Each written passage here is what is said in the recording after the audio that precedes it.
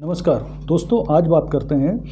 अभी हाल में ही यानी परसों मुख्यमंत्री श्री शिवराज सिंह चौहान ने घोषणा की है कि वो मध्य प्रदेश के दो प्रमुख और बड़े शहर भोपाल और इंदौर में पुलिस कमिश्नर प्रणाली को लागू करेंगे। तो आइए थोड़ा समझने की कोशिश करते हैं कि ये पुलिस कमिश्नर प्रणाली क्या है और इसके लागू होने से क्या फ़ायदे हैं, क्या नुकसान हैं, क्यों इतने लंबे समय से ये अटकी पड़ी है। तो थोड़ा सा एक ब्रीफ आइडिया इसके बारे में लगाते हैं। तो देखिए, ऐसा है कि पुलिस कमिश्नर जो प्रणाली है, इसकी मांग बहुत लंबे अरसे से मध्य प्रदेश में चल रही है। आप इसी से अंदाज लगा लीजिए कि वर्ष 2010 से पुलिस कमिश्नर प्रणाली को मध्य प्रदेश में लागू करने की मांग चल रही है, जो अभी तक पूरी नहीं हो पाई है। समय समय पर इसके बारे में घोषणाएं होती हैं, लेकिन मुख्य रूप से जो आईएएस लॉबी है उसके विरोध के कारण, जो इसकी कमियों को बता के वो इसे लागू होने से अभी तक रोकती रही है। तो देखिए, इसको हम पहले समझने की कोशिश करते हैं कि जो पुलिस कमिश्नर प्रणाली जब लागू होगी तो जो अधिकार आज के समय में डीएम के पास हैं, यानी डिस्ट्रिक्ट मजिस्ट्रेट यानी कलेक्टर यानी आईएएस के पास होते हैं, उसमें से बहुत सारे अधिकार अब एक पुलिस अधिकारी के पास यानी आईपीएस के पास, एक एसपी स्तर के अधिकारी के पास पहुंच जाएंगे। ये जो पुलिस कमिश्नर प्रणाली है, ये आमतौर पर 20 लाख से अधिक जनसंख्या वाले शहरों में आमतौर पर लागू की जाती है। वैसे इससे कम पे भी लागू कर सकते हैं, लेकिन आमतौर पर 20 लाख से अधिक जनसंख्या वाले शहरों पर इसे लागू करते हैं।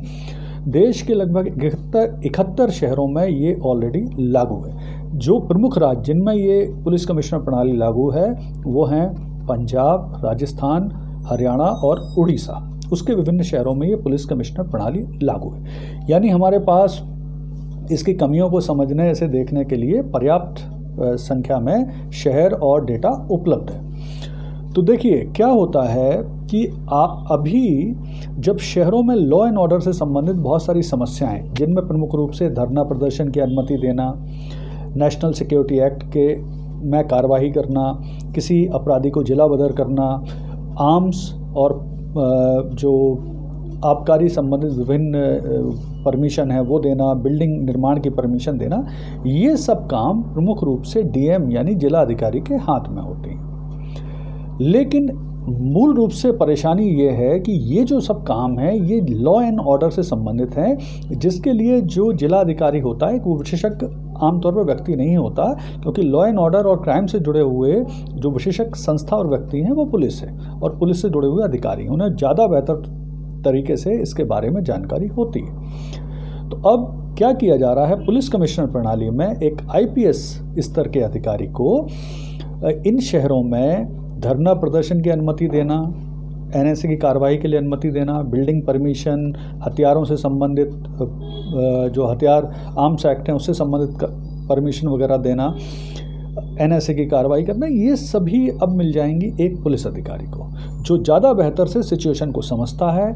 इसके अलावा धरना प्रदर्शन, लाठीचार्ज से जुड़ी हुई जो इमरजेंसी सिचुएशन होती है, उस समय भी एक बहुत ही महत्वपूर्ण समय जाया हो जाता है कलेक्टर से परमिशन लेने में पुलिस अधिकारियों को। तो अब वो परमिशन ऑन स्पॉट सिचुएशन को एनालिसिस करके दी जा सकेंगी। और इसमें एक सबसे बड़ी चीज़ ये होगी कि वो जो व्यक्ति होगा, पुलिस कमिश्नर होगा उस शहर का, वो सीधे रिपोर्ट करेगा होम सेक्रेटरी को। यानी बीच का जो सिस्टम है बहुत सारा, वो अब बाईपास हो जाएगा, जिससे काम में तीव्रता आएगी, तेज़ी आएगी और उस पर मॉनिटरिंग भी की जा सकेगी। इससे होता क्या है और होगा क्या, और जिसकी वजह से इसको लंबे समय से ये अटका हुआ है, आईएएस अधिकारियों के पास अब तक जो ये अधिकार हैं ये अब चले जाएंगे पुलिस अधिकारी के पास, जिसको लेकर ही आईएएस लॉबी के बहुत सारे विरोध हैं, बहुत सारी उनकी चिंताएं भी हैं और बहुत सारी कमियों के बारे में उन्होंने बताया भी है। तो मेरा सोचना है कि चूंकि अब देश के बहुत सारे 71 शहरों में ये लागू है, इस पर अध्ययन किया जा सकता है, इसकी कमियां गुण दोष को दूर किया जा सकता है,